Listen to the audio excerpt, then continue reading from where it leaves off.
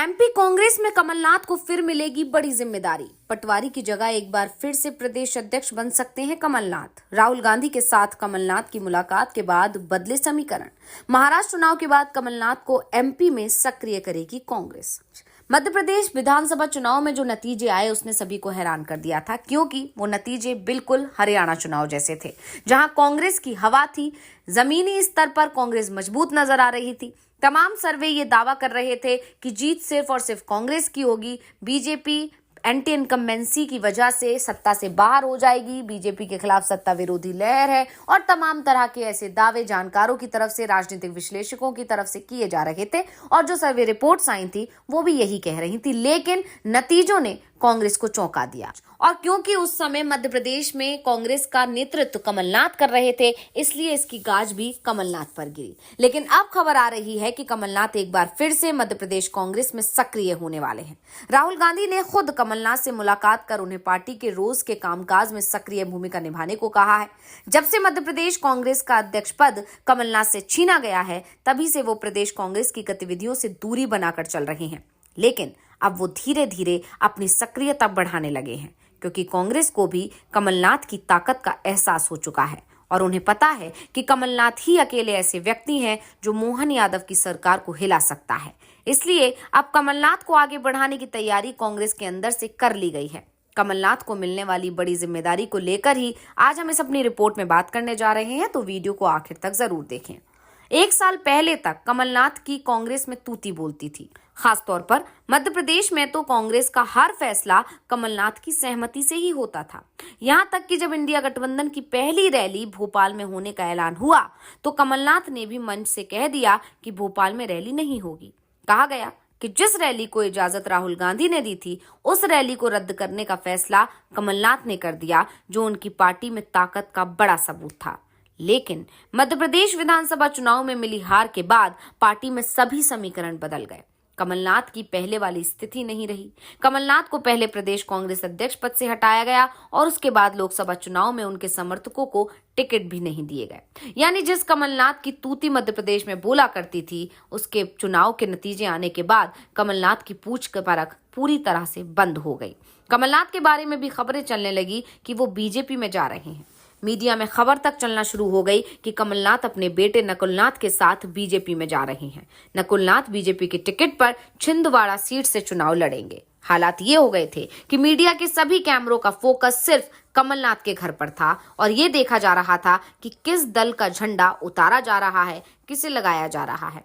Media वाले ये नजर गड़ाए बैठे थे कि कमलनाथ किससे मिलने जा रहे हैं और कौन उनसे मिलने आ रहा है। तमाम तरह के कयास और अटकलें लगने लगी कि कमलनाथ का अब मोह भंग हो गया है, वो कभी भी बीजेपी में हाथ मिला सकते हैं और कांग्रेस का दामन छोड़ सकते हैं। लेकिन ये सब नहीं हुआ। ना तो झंडे बदले, ना कहीं कमलनाथ गए। लेकिन ये खबर जरूर आ गई कि कमलनाथ कहीं नहीं जा रहे हैं और नकुलनाथ कांग्रेस की टिकट पर चुनाव लड़ रहे हैं। वो बात अलग है कि नकुलनाथ चुनाव हार गए, वो अपनी सीट नहीं बचा पाए और इसके बाद कमलनाथ पूरी तरह से राजनीति से अलग पड़ते दिखाई दिए। यानी पहले कमलनाथ के नेतृत्व में कांग्रेस की बुरी हालत हुई मध्य प्रदेश में और उसके बाद उनके बेटे को भी वो नहीं जिता पाए, तो उसके बाद ये माना जा रहा था कि अब कमलनाथ की वो स्थिति नहीं रही मध्य प्रदेश में जो कभी हुआ करती थी। और इस बात को खुद कमलनाथ ने भी समझा और उन्होंने भी राजनीति से दूरी बनाना शुरू कर दिया। उनके बयान भी मीडिया में आना बंद हो गए थे। लेकिन अब अचानक महाराष्ट्र झारखंड विधानसभा चुनाव के साथ ही मध्य प्रदेश की बुधनी और विजयपुर विधानसभा सीट के उपचुनाव से कमलनाथ राजनीति के केंद्र में आते हुए दिखाई दे रहे हैं। 2023 के विधानसभा चुनाव में बुधनी सीट पर बीजेपी के शिवराज सिंह चौहान चुनाव जीते थे, तो विजयपुर सीट से कांग्रेस के रामनिवास रावत जीते। लेकिन रामनिवास रावत लोकसभा चुनाव में कांग्रेस छोड़ बीजेपी में चले गए। मोहन यादव ने उन्हें अपनी सरकार में मंत्री बना लिया, जिसके बाद उन्होंने विधायक पद से इस्तीफा दे दिया। बीजेपी ने विजयपुर सीट से रामनिवास रावत को टिकट दिया, जबकि बुधनी से रमाकांत भार्गव को टिकट दिया। कांग्रेस पहले विधानसभा और फिर लोकसभा चुनाव में मिली हार से उबरने की कोशिश कर रही है और इसके लिए उसे कमलनाथ की जरूरत है।